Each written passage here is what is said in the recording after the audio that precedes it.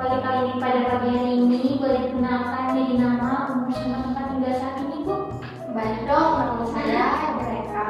Saya umurnya 30 tahun, saya tinggal di Ijen dok. Oh, baik. Ibu boleh langsung saja keluhannya apa? Jadi dok, kayak di lahir saya ini kayak ada benjolan gitu loh dok. Terus kan saya buka TikTok, kata influencer itu karena efek samping dari vaksin. Terus katanya kalau kita minum jamu gitu bisa hilang sendirinya. Tapi saya udah minum masih ada dok benjolannya.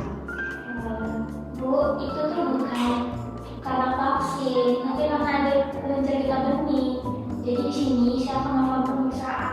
Nanti saya melakukan USG ya Bu, yang dimana nanti saya lihat apakah nanti kalau cerita benihnya ganas atau tidak. Oh baik. Saya juga tulis surat rujukannya Bu ya. Oh iya. Iya, untuk pemeriksaan yang selanjutnya. Kalau rujukan itu mahal nggak sih dok? Soalnya kan saya cuma anak ART ya dok. Bu, saya untuk saat ini tidak bisa kasih saran karena ini kan medis ya Bu ya. Dan saya juga sudah tulis rujukannya. Nanti Ibu nanti silakan ke bagian pendaftaran aja. Iya, nanti diarahkan ke mana gitu. Berarti nggak ada obat tradisional itu nggak ada dok? Nggak ada dong Bu, kan ini medis Bu. Jadi saya tulis rujukan aja, nanti dicek lagi.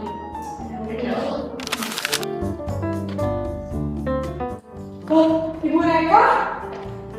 Kok bukan Ibu langsung banget Ibu? Ibu tadi udah periksa belum? Udah sih bu, tapi kan karena ada benjolan nih. Terus kayak disuruh pemeriksaan itu rujukan gitu loh bu, USG. Tapi saya tuh takut biayanya karena kan saya juga nggak punya BPJS. Terus juga dari TikTok tuh saya dengar tuh katanya cuma efek samping vaksin. Terus juga saya kurang percaya sama pengobatan modern sebenarnya bu. Saya mau lihat tidak Bu? Loh, Ibu Reka nggak tahu Ibu punya hak sebagai warga negara yang kurang mampu. Ibu kan juga udah terdaftar di DTKS Ibu. Ibu minta surat keterangan kurang mampu aja kepada saya. Nanti pada saat di puskesmas, Ibu bisa minta rujukan gratis. Ini tadi pada saat pemeriksaan emang dokternya tidak kasih tahu Ibu.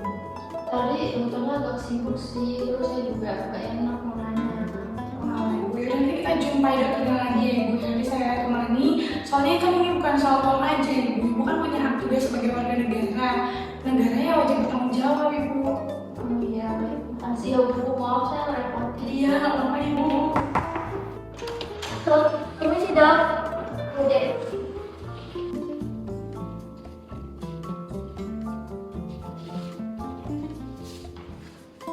Dok, saya mau nanya. Ini tadi dokter ngasih resep ke Ibu Reka tuh rujukannya USG kelas B ya dok? Iya, kenapa? Loh, dokter nggak tahu. Ibu Reka kan punya status DTKS. Seharusnya Ibu Reka mendapat rujukannya kelas D dong dok, yang gratis. Saya juga baru tahu tadi sih waktu UKS datang ke bagian apoteknya. Tadi dokter nggak nanya ke Ibu Reka kan tentang statusnya. Loh, saya kan nggak tahu dia DTKS. Tadi pagi saya tuh rame banget. Jadi saya kerjanya buru-buru. Kalau urusan DTKS kan ada urusan pendaftaran kok. Nah makanya itu dok, saya juga yang di bagian apotek selalu bingung kalau nggak ada keterangan status dari pasiennya. Kalau pasien ingin meminta obat gratis kan, saya jadinya nggak bisa ngasih kalau nggak ada surat yang mendukungnya. Kalau dari awal ditulis pasien DTKS kan, jadi lebih gampang, saya bisa langsung kasih obatnya. Oh, alah, saya baru tahu sih. Selama ini ya, saya tuh cuma periksa orang kayak cuma nanya dulu jalannya, alerginya apa, gitu doang. Saya nggak kepikiran sih nanya sama sosial. Masih ada. Masuk.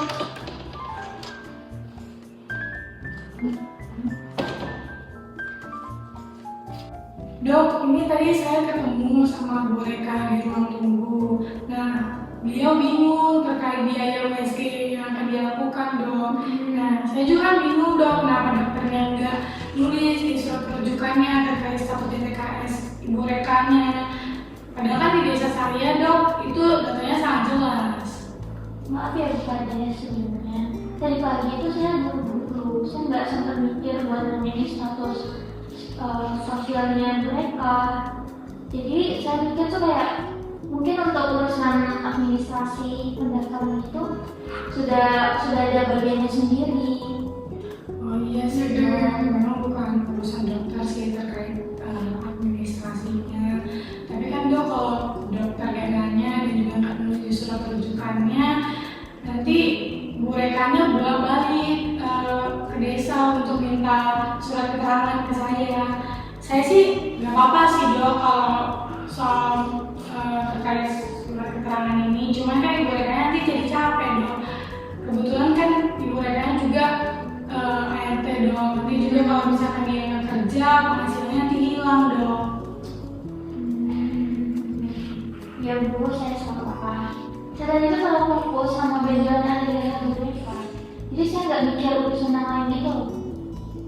Tuh, tadi saya juga sempat dengar Ibu Rena tuh ada percaya video dari TikTok yang menjelaskan bahwa benjolannya itu adalah efek samping dari vaksin. Padahal kan sebenarnya bukan seperti itu ya dok. Tapi ya karena video dari TikTok itu Ibu Rena jadi sempat ragu untuk datang ke dokter lagi. Oh alah, video TikTok itu ya dek? Iya.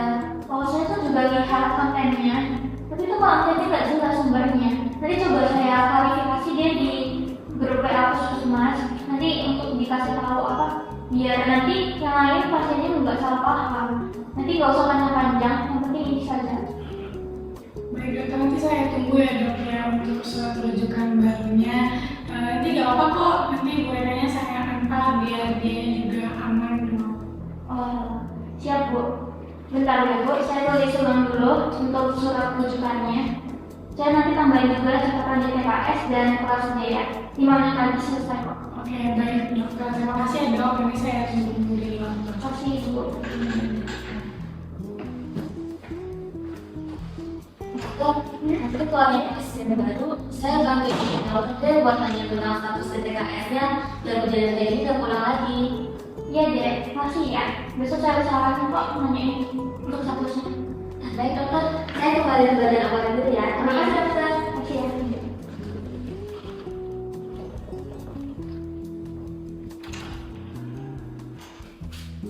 Halo Bu Reka. Halo Bu Reka. Ya Bu, saya mohon maaf ya Bu ya untuk sebelumnya. Ternyata surat yang saya berikan tadi itu salah. Ini saya ada kasih buat surat yang terbaru. Di mana di sini ada untuk kelasnya, untuk surat mengenai apa. Terus saya boleh tidak untuk meminta nomor WA Ibu?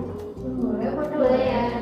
Nanti saya akan kirimkan informasi mengenai untuk benjolan Ibu. Ibu nanti bisa bedain benjolannya apa karena vaksin atau infeksi. Ibu ya. Saya juga nanti kasih mana informasi yang benar, mana yang hoax.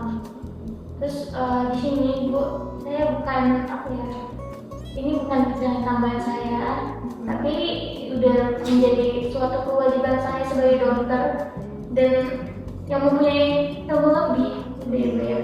Mari Bu ya. Tidak dok, gak apa-apa. Makasih ya dokter Angel. Karena sejujurnya kayak saya sebagai pasien itu gak menjadi dokter yang sempurna kok, tapi cari dokter yang bisa memahami, mengerti hak berbagai sama pasien.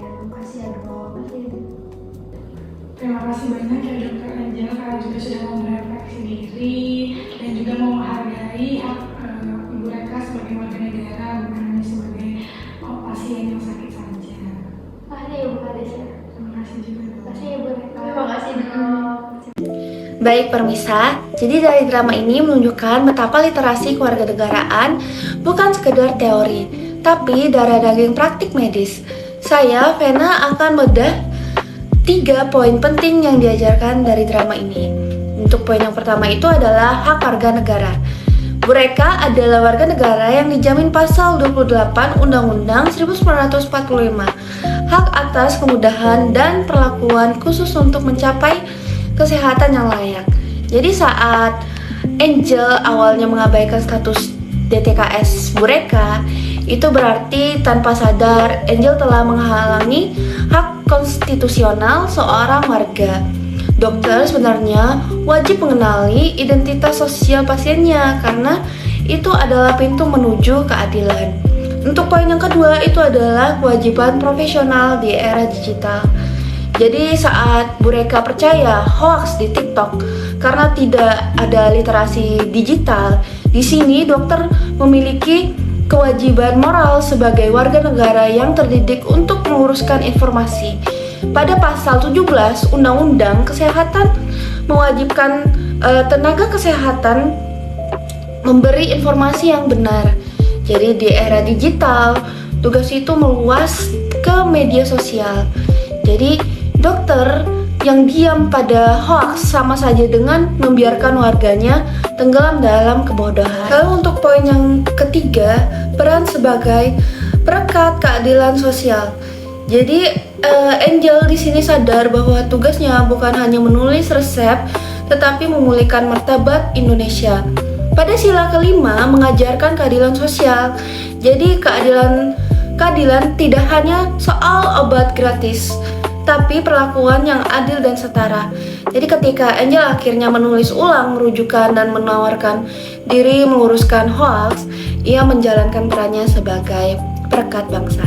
Jadi untuk pada kesimpulan dari video drama ini, itu membuktikan bahwa dokter yang baik bukan yang paling pintar membaca ronsen, tetapi yang paling sadar bahwa di balik setiap tubuh yang sakit, ada jiwa warga negara yang berhak mendapatkan martabatnya kembali. Untuk literasi kewarganegaraan ini membuat dokter tidak buta sosial, tidak tuli terhadap derita, dan tidak gagap menghadapi urus digital. Jadi dokter yang melek negara adalah pilar keadilan bangsa. Terima kasih. Mari kita wujudkan Indonesia sehat dan berdaulat.